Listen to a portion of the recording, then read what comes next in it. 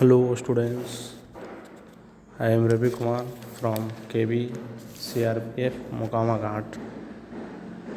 आज हम लोग हिस्ट्री का 6 chapter town traders and craft person यानी नगर व्यापारी और शिल्पजन में हम लोग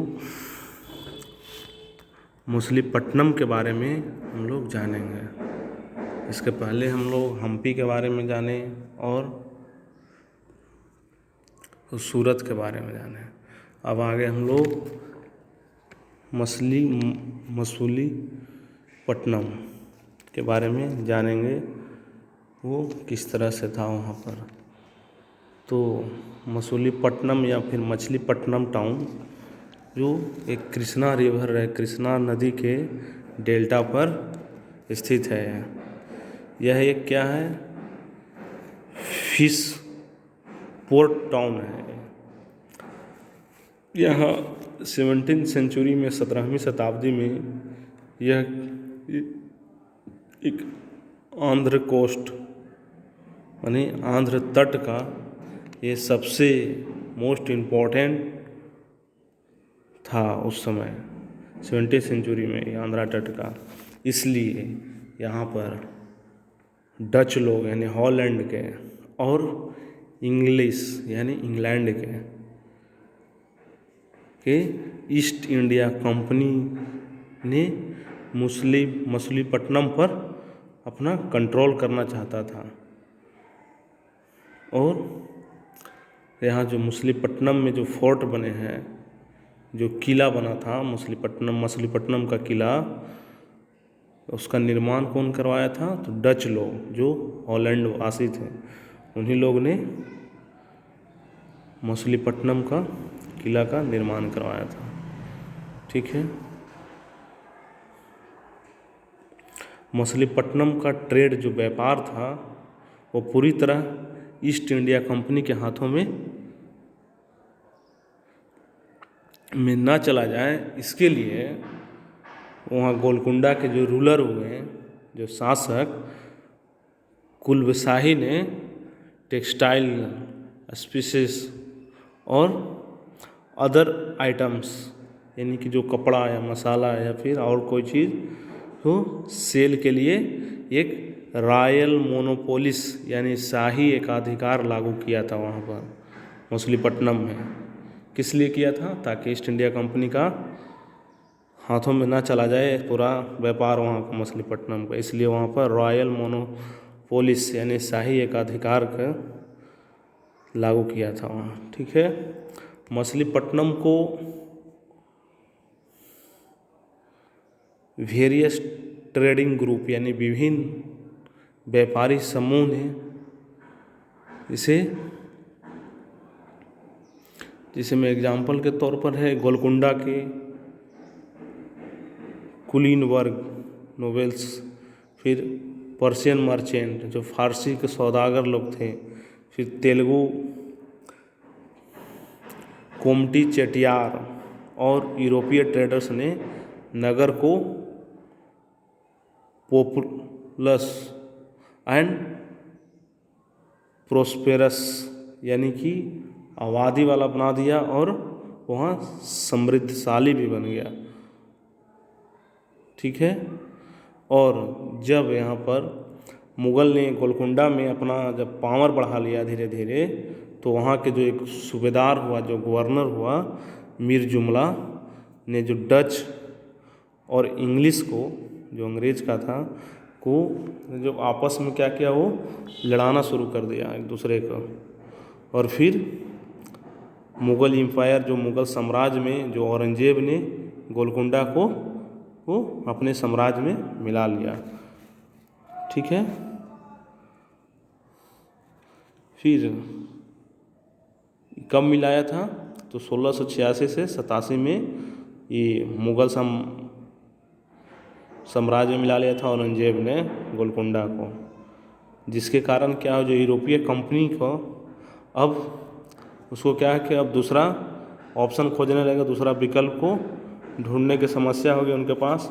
क्यों? क्योंकि कंपनी के नई पॉलिसी के द्वारा, जो कंपनी को नया पॉलिसी लाएगा, इसके कारण अब कंपनी को केवल पोर्ट के भीतर प्रदेश जो हुआ उसके प्रोडक्शन सेंटर के साथ कनेक्शंस बनाना है, बल्कि कंपनीज को पॉलिटिकल रूप से यानी राजनीति, एडमिनिस्ट्रेटिव एंड कॉमर्शियल रोल, यानी कि राजनीतिक रूप से, प्रशासनिक रूप से और वाणिज्य के रूप में रोल भी अदा करना होता है, जिसके कारण कंपनी के जो ट्रेडर्स थे, जो व्यापारी थे, वो मुंबई, कोलकाता और मद्रास चले गए। जिससे क्या हुआ, मछलीपट्टनम जो सिटी था, जो अपने व्यापार और समृद्धि के लिए, प्रोस्पेरिटी के लिए, वो उसको क्या हुआ, धीरे धीरे वो दोनों ही उसका समाप्त हो गया, जिसके लिए जाना जाता था ये। और 18वीं सेंचुरी में, जो 18वीं शताब्दी के दौरान उसका क्या हुआ, धीरे धीरे उसका पतन हो गया, लॉस्ट हो गया, समाप्त हो गया। ठीक है, फिर आगे एक पॉइंट जानेंगे न्यू टाउन्स एंड ट्रेडर्स के बारे में, नए नगर और व्यापारी। तो हम जानेंगे कि न्यू टाउन्स कैसे ट्रेडर्स के द्वारा बने, व्यापारियों के द्वारा बने। तो 17 और 16 सेंचुरी में यूरोपियन कंट्रीज, जो यूरोपीय देश के थे, कंट्रीज के जो व्यापारी का उद्देश्य था क्या, कि टेक्सटाइल एंड स्पीसीज, जो मसाला और जो कपड़ा हुआ, क्यों सर्चिंग कर रहे थे, वो खोज रहे थे, जो कि यूरोप और जो वेस्ट एशिया में बहुत ही पॉपुलर था, यहाँ का मसाला और टेक्सटाइल जो कपड़ा हुआ। ठीक है, फिर इंग्लिश माने अंग्रेज, फिर डच लोग और फ्रेंच ने अपनी एक कॉमर्शियल एक्टिविटी, जो वाणिज्य गतिविधि का भी डेवलप करने के लिए वे ईस्ट में अपनी एक ईस्ट इंडिया कंपनी की स्थापना किया था। ठीक है, स्टार्टिंग में कुछ बड़े जो ट्रेडर्स थे जो भारत के, कौन थे, एक मुल्ला अब्दुल गफूर और विरजी बोरा, ये सब थे जो कंपनी से कुछ कंपटीशन किए, मुकाबला किए उससे, लेकिन धीरे धीरे वो भी नहीं टिक पाए यूरोपीय कंपनी के आगे। और यूरोपीय कंपनी लोग ने क्या किया कि अपना सी ट्रेड, जो समुद्र जो व्यापार होता है, पर कंट्रोल करने के लिए वो नेवल पावर, नौ शक्ति का यूज किया, जिससे इंडियन ट्रेड उनका एक एजेंट के रूप में वर्क करने लगा, एजेंट बन गया, उनको करने के लिए वह विवश कर दिया, वो ऐसा माहौल उत्पन्न किया कि जिससे जो अंग्रेज लोग थे, इंग्लिश, इस सब कॉन्टेंट जो भारतीय जो उपमहाद्वीप हुआ में most successful commercial and political power के रूप में स्थापित हो गए। वो वाणिज्य के रूप में और राजनीतिक शक्ति के रूप में वो उभर कर स्थापित हुए यहाँ भारतीय उपमहाद्वीप में। ठीक है, और फिर गुड्स के, जो कोई भी सामान हुआ, कोई चीज़ हुआ, वस्तु हुआ के डिमांड का, जैसे में लाइक करते थे ज़्यादातर टेक्सटाइल के रूप में, मांग बढ़ जाने के कारण क्या हुआ कि अधिक लोगों को उसको बनाने में, कताई करने में, उसको बुनने में, कपड़े को या रंगाई करने में काम मिला, जिससे इन जो क्राफ्ट पर्सन थे, जो सेल्फ मैन थे, को बहुत ही एक्सपेंशन हुआ, विस्तार हुआ। लेकिन इस समय जो क्राफ्ट पर्सन का इंडिपेंडेंस था, जो स्वतंत्रता था, में डिक्लाइन हुआ, माने स्वतंत्रता उनकी कम गई, घट गई, और वे एक पेशगी की तरह,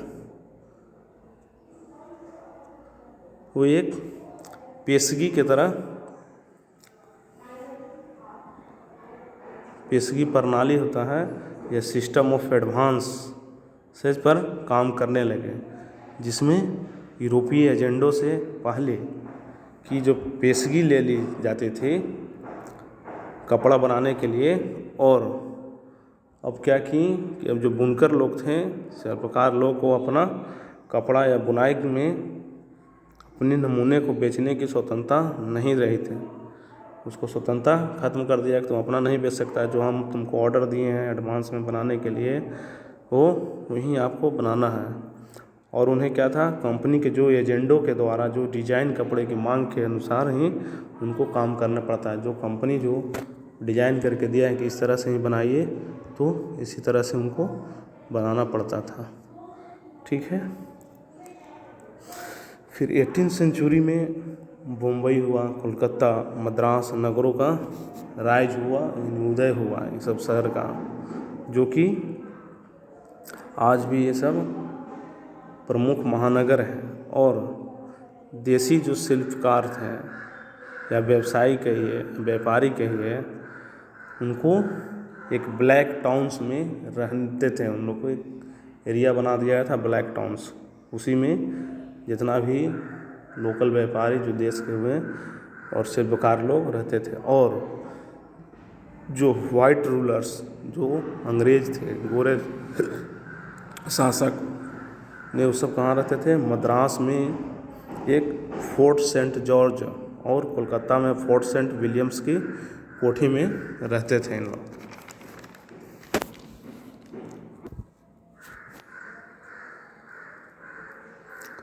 एक और चीज़ इसमें हम लोग जानेंगे वास्को डी गामा और क्रिस्टोफर कोलंबस के बारे में। तो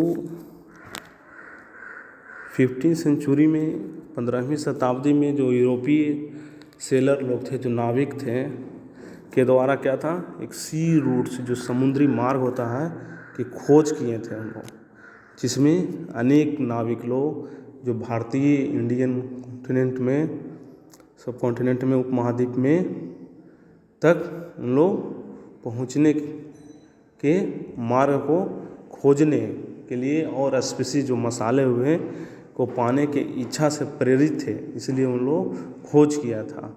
उसी में एक थे वास्को डी गामा के बारे में हम लोग जानेंगे। पुर्तगाली सेलर था, पुर्तगाल का नाविक था। वो वास्को डी गामा ने कहा किया कि अटलांटिक महासागर के साथ साथ यात्रा करते हुए वो केप ऑफ गुड होप से निकलकर वो इंडियन ओशियन जो हिंद महासागर हुआ को पार करके वो 1498 में वो भारत के, इंडिया के कालीकट पहुंचा था।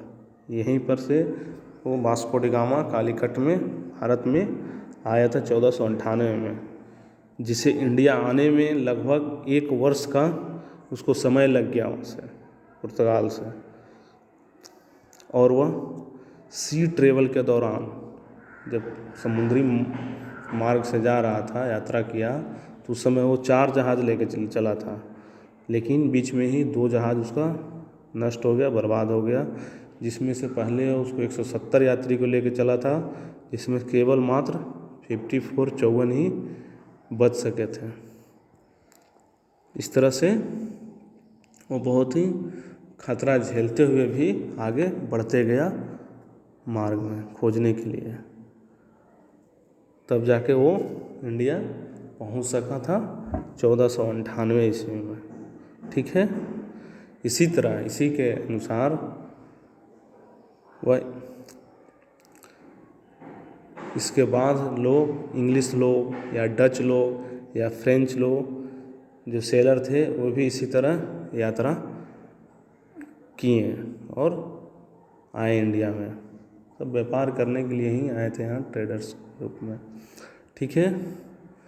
फिर हम जानेंगे क्रिस्टोफर कोलंबस के बारे में। क्रिस्टोफर कोलंबस जो एक कहाँ के था, ये इटली का था। वो भारत पहुँचने के लिए वो अटलांटिक महासागर को पार करके वो पश्चिम की ओर से यात्रा करने का निश्चय किया था। वो अटलांटिक महासागर पार करके पश्चिम से आने के लिए चाहता था इंडिया में।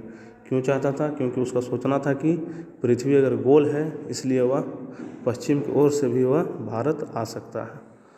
और वह 1492 ईस्वी में वेस्ट इंडीज़ के तट पर वो उसी तरह पहुंचा था, पश्चिमी से होते हुए। इसीलिए ऐसा माना जाता है कि वेस्ट से जो यहाँ पहुंचा तट पर 1492 में, इसीलिए उस जगह को वेस्ट इंडीज़ के नाम से जाना जाता है। ठीक है, वेस्ट इंडीज नाम पड़ गया। इसी तरह स्पेन और जो पुर्तगाल के सेलर थे वहाँ आते थे, कहाँ, वेस्ट इंडीज़ के जो तट था वहाँ पर आते थे और उन्होंने सेंटर एंड साउथ अमेरिका के बड़े भाग पर अपना कब्जा कर लिया था और वहाँ के जो पहले के जो बस्ती रहते थे उसको डिस्ट्रॉयड कर देता था, नष्ट कर देते थे हम लोग। ठीक है, इस तरह से हम लोग जाने वास्को डी गामा और क्रिस्टोफर कोलंबस के बारे में। ओके।